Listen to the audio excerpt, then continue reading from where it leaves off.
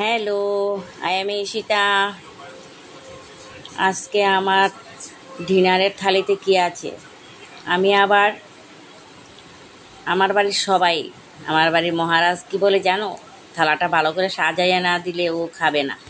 তো আমি আবার থালাটা ভালো করে সাজিয়ে দিই। আমি সুন্দর করে সাজিয়ে দিলাম আমার রাজকুমারী এবং আমার মহারাজের জন্য।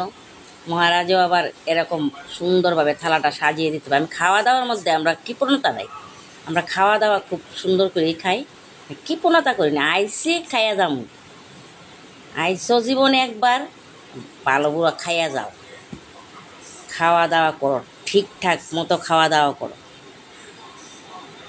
আমার থালাটা ভালো লাগছে না দেখো। ডাল আমরা এরকম পাতলা পুতলা ডাল খাই না, আমরা একদম ঘন হতে হবে ডালটা।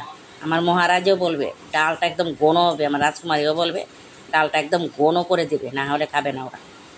দেখো আমার মহারাজের থালাটা কীরকম হয়েছে, ভালো হয়েছে তো। সবাইকে অনেক অনেক ধন্যবাদ যারা আমার এগুলি দেখো। সবাইকে ধন্যবাদ।